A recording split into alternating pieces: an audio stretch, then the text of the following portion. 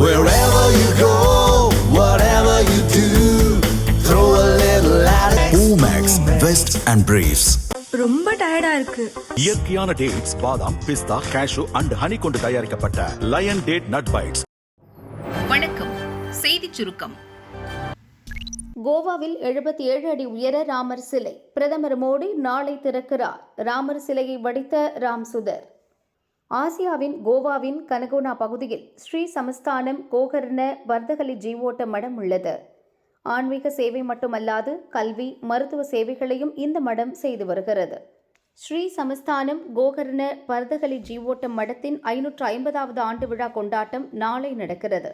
பிரதமர் மோடி விழாவில் கலந்து கொண்டு சிறப்பு தபால் தலை மற்றும் சிறப்பு நாணயத்தை வெளியிடுகிறார். ஸ்ரீ சமஸ்தானம் கோகர்ண பர்தகலி ஜீவோட்டம் மட வளாகத்தில் ஸ்ரீராமரின் 77 அடி வெண்கல சிலை நிறுவப்பட்டுள்ளது. உலகிலேயே உயரமான ராமர் சிலை இதுதான்.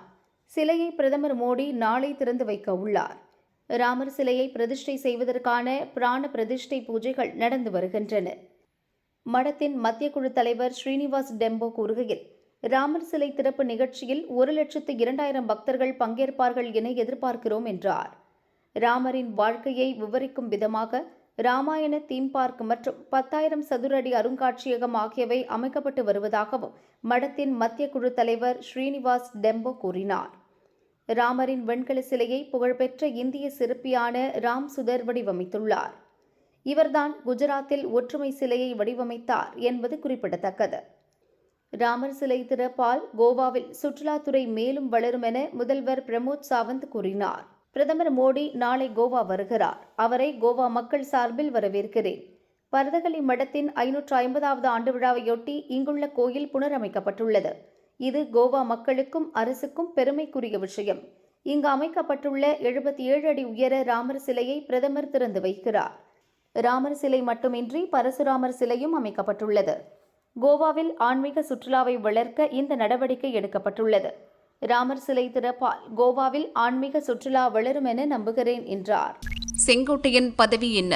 விஜய் அதிகாரப்பூர்வ அறிவிப்பு. அதிமுகவில் இருந்து நீக்கப்பட்ட முன்னாள் அமைச்சர் செங்கோட்டையன் இன்று விஜயின் தமிழக வெற்றிக் கழகத்தில் இணைந்தார். அவருக்கு வழங்கப்பட்டுள்ள பதவி குறித்து விஜய் வெளியிட்டுள்ள அறிக்கையில் கூறப்பட்டுள்ளதாவது: நாட்டின் இரு பெரும் தலைவர்களுடன் பயணித்தவர் இன்று தாவேகாவில் இணைந்துள்ளார். அவரை வாழ்த்தி வரவேற்பதில் பெருமகிழ்ச்சி அடைகிறேன். அண்ணன் செங்கோட்டையன் ஏற்கனவே அறிவிக்கப்பட்ட 28 பேர் கொண்ட எனது கண்காணிப்பில் இயங்கும் கழக உயர்மட்ட மாநில நிர்வாகக் குழுவின் தலைமை ஒருங்கிணைப்பாளராக நியமிக்கப்படுகிறார். இக்குழுவை வழிநடத்தி அரசியல் செயல்பாடுகளை முன்னெடுக்க எனக்கு உறுதுணையாக செயல்படுவார். கூடுதலாக ஈரோடு, கோவை, திருப்பூர், நீலகிரி மாவட்ட அமைப்பு செயலாளராகவும் நியமிக்கப்படுகிறார். என்னோடும் பொதுச் செயலர் ஆனந்துடனும் கலந்து ஆலோசித்து இந்த மாவட்டங்களில் கழக பணி செய்வார். அவருடன் தாவேகாவில் இணைந்த முன்னாள் எம்பி சத்யபாமா, முன்னாள் எம்எல்ஏக்கள் வெங்கடாச்சலம், முத்துகிருஷ்ணன் மற்றும் பிற உறுப்பினர்களையும் வரவேற்கிறேன். நிர்வாகிகள் இவர்களுக்கு முழு ஒத்துழைப்பு வழங்க வேண்டுமென விஜய் கூறியுள்ளார். உழவர்களை கண்டுகொள்ளாமல் உதய விழா கொண்டாடும் திமுக, மக்கள் தூக்கி எறிவர். பாஜக தலைவர் நயினார் நாகேந்திரன் வெளியிட்ட அறிக்கையில் கூறியிருப்பதாவது: தமிழகம் முழுவதும் பெய்து வரும் தொடர் மழையால் விளை பயிர்கள் வீணாகி விவசாயிகள் விழிகளில் கண்ணீர் குளம் பெருகும் அவலம் நடைபெற்று வருகிறது. நாகையில் 1000 ஏக்கர் தாளடி பயிர்கள், திருவாரூரில் 7000 ஏக்கர் சம்பா நெற்பயிர்கள், திருத்துறைப்பூண்டியில் 2000 ஏக்கர் நெற்பயிர்கள், தூத்துக்குடியில் 50,000க்கும் மேற்பட்ட வாழைகள், கடலூரில் 300 ஏக்கர் சம்பா பயிர்கள், சிதம்பரத்தில் 750 ஏக்கர் நெற்பயிர்கள், மயிலாடுதுறையில் 300 ஏக்கர் சம்பா பயிர்கள் என மாவட்ட வித்தியாசமின்றி பல்லாயிரக்கணக்கான ஏக்கர் விளைநிலங்களில் கொத்து கொத்தாக பயிர்கள் மழைநீரில் சேதமடைந்துள்ளன. செய்வதறியாது விவசாயிகள் தவித்து வரும் வேளையில் தக்க இழப்பீடு வழங்கி துயரை துடைக்க வேண்டிய திமுக அரசோ துணை முதல்வர் உதயநிதியின் பிறந்தநாள் விழாவில் மும்முரமாக ஈடுபட்டுள்ளது. உழவர்களை கண்டுகொள்ளாத திமுக உதய விழா கொண்டாடுகிறது. உலகுக்கே அன்னமிடும் விவசாயிகள் தங்கள் வாழ்வாதாரத்தை இழந்து தவிக்கும் வேளையில் அவர்களை அலட்சியப்படுத்தி தனது கேளிக்கை கொண்டாட்டங்களாலும் விளம்பர மோகத்தாலும் கேக் கூட்டி கொண்டாடும் திமுக அரசை விரைவில் மக்கள் தூக்கி எறிவர் என நயினார் நாகேந்திரன் கூறியுள்ளார். தமிழகத்துக்கு பெரிய பாக்கியம், கற்றறிந்த தேசியவாதி ஆளுநராக கிடைச்சிருக்கிறது. ஆனால் இந்த திராவிடியன் ஸ்டாக்கோட போலி பிம்பங்கள் உடைந்து நொறுங்கி கொண்டிருக்கின்ற காரணத்தால் ஆளுநரை பற்றி மோசமாக முதலமைச்சர் பேசுவது வன்மையாக கண்டிக்கத்தக்கது. ஏன்னு சொன்னால் தெளிவாக கேட்குறார். நீங்கள் திராவிடியன் ஸ்டாக் இத்தனை வருஷம் என்ன பண்ணியிருக்கீங்க, அது என் வார்த்தை. ஆனால் ஆளுநர் என்ன சொல்கிறார், தமிழகத்தில் பட்டியல் சமுதாய மக்களுக்கு பாதுகாப்பு இல்லை. அது உண்மையா இல்லையா? ஒரு காலேஜ்லையும் ஸ்கூல்லையும் அருவாளை எடுத்துக்கிட்டு மாணவர்கள் ஜாதி சண்டை போடுறான். Is it not grand failure of Dravidian stock? இந்த திராவிடியன் ஸ்டாக் உங்கள் சித்தாந்தம் செத்து போச்சு. தமிழ்நாட்டில் எந்த சமத்துவ உணர்வும் கொடுக்க உங்களுக்கு வக்கு இல்லை. அதான் ஆளுநர் பேசுனா உங்களுக்கு வயிறு எரியுதா? ஆளுநரை பற்றி தயவு பண்ணி நான் சொல்கிறேன், மனு முதல்வர் தப்பாக பேசாதீங்க. உங்களால் தமிழ்நாட்டை போதை மாநிலம் ஆறுதலேருந்து தடுக்க முடிஞ்சிருக்கா? இன்னைக்கு இந்தியாவிலேயே மோஸ்ட் நார்கட்டிக் இன்ஃபெஸ்டட் ஸ்டேட் தமிழ்நாடு. வெக்கமா இல்லை? சரி, என்ன நிர்வாகம் பண்ணியிருக்கீங்க?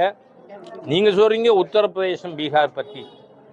உத்தரப்பிரதேசத்தினுடைய பட்ஜெட்டு சர்ப்ளஸ் பட்ஜெட்டு 37,000 கோடி. பீகாரை பிற்பட்ட மாநிலம்னு சொல்லிக்கிட்டு இருந்தோம். பிமாரு ஸ்டேட், பீகார், ராஜஸ்தான், மத்திய பிரதேஷ், யூபி. ஆனால் இன்னைக்கு பீகார் இந்த ஆண்டு 25-26 பட்ஜெட்டில் 8,000 கோடி சர்ப்ளஸ் பட்ஜெட்டு. தமிழ்நாடு ஆள துப்புக்கட்ட திராவிடியன் ஸ்டாக் அரசாங்கத்தில் 51,000 ரெவென்யூ டிபிசிட்.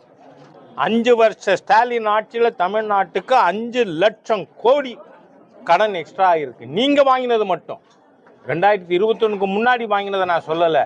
ஆள தெரியாமல் தமிழ்நாடு பொருளாதாரத்தை அழிச்சு தமிழகத்தின் அடுத்த தலைமுறையை கெடுத்து கொண்டிருக்கின்ற இந்த ஆணவம் மிக்க ஸ்டாலின் அரசாங்கம் தூக்கி எறியப்படும். 26 தேர்தலில் இந்த தமிழ் விரோத, தமிழ் இன விரோத, தமிழகனுடைய எதிர்காலத்தை அழித்து கொண்டிருக்கின்ற போதை ஆட்சி இது தூக்கி எறியப்படும். அந்த பதட்டத்தில் கவர்னரை பற்றி பேசுறதா? Watch your tongue. ஏன்னா மக்கள் பார்த்துட்டாங்க எப்படியே லாலு குடும்ப ஆட்சி பீகாரில் தோற்கடிக்கப்பட்டதோ அதுபோல கருணாநிதியின் குடும்ப ஆட்சி தமிழகத்தில் வேரோடும் வேரடி மண்ணோடும் கலைந்தெறியப்படும். ஏன்னா இது அவ்வளவு நாசகார ஆட்சி கருணாநிதியின் குடும்ப ஆட்சி. நான் வர்றதை பார்க்குறேன். இந்த திராவிட வாரிசு, ஆஹா பிரமாதம். நீ வாரிசு அரசியல் பண்ணுறத போஸ்டரில் அடித்து ஒட்டி இருக்கிற ஒரு கட்சி இந்த திமுக. வாரிசே. சொத்து குவிப்பு வழக்கில் பெரிய கருப்பன் விடுதலை. திமுக அரசில் கூட்டுறவுத்துறை அமைச்சராக இருப்பவர் பெரிய கருப்பன். இவர் கடந்த 2006ஆம் ஆண்டு முதல் 2011ஆம் ஆண்டு வரையிலான திமுக ஆட்சியில் அறநிலையத்துறை அமைச்சராக இருந்தார். அப்போது வருமானத்திற்கு அதிகமாக 1.2 கோடி ரூபாய் சொத்து சேர்த்ததாக லஞ்ச ஒழிப்புத்துறை போலீசாரால் வழக்கு தொடரப்பட்டது. வழக்கின் விசாரணை சிவகங்கை மாவட்ட குற்றவியல் நீதிமன்றத்தில் நடந்தது. வழக்கு விசாரணை நிறைவடைந்து நீதிபதி அறிவொளி தீர்ப்பு வழங்கினார். காவல்துறை தரப்பில் சாட்சியங்கள் நிரூபிக்கப்படாத காரணத்தினால் அமைச்சர் பெரிய கருப்பன் மற்றும் அவரது குடும்பத்தினரை விடுதலை செய்து நீதிபதி தீர்ப்பளித்தார். ஒரே நாளில் 200 மில்லிமீட்டருக்கு மேல் ஊற்றப்போகுது. 8 ஊருக்கு அதி கனமழை எச்சரிக்கை. புயலின் ரெட் அலர்ட். லிஸ்டில் எந்தெந்த ஊர்? வங்கக்கடலில் இலங்கை அருகே நேற்று உருவான காற்றழுத்த தாழ்வு பகுதி அடுத்தடுத்து வேகமாக வலுப்பெற்றது. இன்று காலை நிலவரப்படி ஆழ்ந்த காற்றழுத்த மண்டலமாக இலங்கையை ஒட்டிய தென்மேற்கு வங்கக்கடலில் மையம் கொண்டிருந்தது. தொடர்ந்து வடக்கு மற்றும் வடமேற்கு திசையில் தென்மேற்கு வங்கக்கடல் மற்றும் அதை ஒட்டிய இலங்கை பகுதி வழியாக நகர்ந்து வருகிறது. கடந்த 6 மணி நேரமாக மணிக்கு 8 கிலோமீட்டர் வேகத்தில் நகர்கிறது. இன்னும் சில மணி நேரங்களில் புயலாக வலுப்பெறும். அதற்கடுத்த 48 மணி நேரத்தில் வடக்கு மற்றும் வடமேற்கு திசையில் நகர்ந்து சென்னை, புதுச்சேரி மற்றும் தெற்கு ஆந்திர கடல் பகுதியை நோக்கி வரக்கூடும். இதனால் தமிழகம் மற்றும் புதுச்சேரியில் கன முதல் அதி கனமழை பெய்யக்கூடும் என்று சென்னை வானிலை மையம் எச்சரித்துள்ளது. அதன்படி இன்று தஞ்சாவூர், திருவாரூர், நாகப்பட்டினம், புதுக்கோட்டை, ராமநாதபுரம் மாவட்டங்களுக்கு கனமழைக்கான ஆரஞ்ச் அலர்ட் விடுக்கப்பட்டுள்ளது. நாளை திருவாரூர், நாகப்பட்டினம், மயிலாடுதுறை, புதுக்கோட்டை ஆகிய மாவட்டங்களில் அதி கனமழைக்கு வாய்ப்புள்ளது. இந்த பகுதிகளுக்கு ரெட் அலர்ட் விடுக்கப்பட்டுள்ளது. அதே நாளில் மயிலாடுதுறை, அரியலூர், திருச்சி, சிவகங்கை, ராமநாதபுரம், காரைக்காலுக்கு மிக கனமழைக்கான ஆரஞ்ச் அலர்ட்டும், கடலூர், பெரம்பலூர், மதுரை, விருதுநகர், தூத்துக்குடி, புதுச்சேரிக்கு கனமழைக்கான மஞ்சள் அலர்ட்டும் விடுக்கப்பட்டுள்ளது. 29ஆம் தேதியை பொறுத்தவரை செங்கல்பட்டு, விழுப்புரம், கடலூர், மயிலாடுதுறை, திருவாரூர், நாகப்பட்டினம், காரைக்காலுக்கு ரெட் அலர்ட்.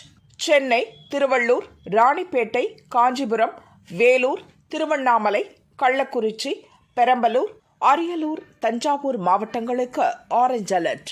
திருப்பத்தூர், கிருஷ்ணகிரி, தர்மபுரி, சேலம், நாமக்கல், திருச்சி, கரூர், புதுக்கோட்டைக்கு மஞ்சள் அலர்ட் விடுக்கப்பட்டுள்ளது. 30ஆம் தேதியை பொறுத்தவரை சென்னை, திருவள்ளூர், காஞ்சிபுரம், செங்கல்பட்டு, ராணிப்பேட்டை மாவட்டங்களுக்கு ஆரஞ்ச் அலர்ட்டும், வேலூர், கிருஷ்ணகிரி, தர்மபுரி, திருப்பத்தூர், திருவண்ணாமலை, விழுப்புரம், புதுச்சேரிக்கு மஞ்சள் அலர்ட்டும் விடுக்கப்பட்டுள்ளது. ஜெயேந்திரர் மகோத்சவ தினத்தில் திருவாசக முற்றோதல்.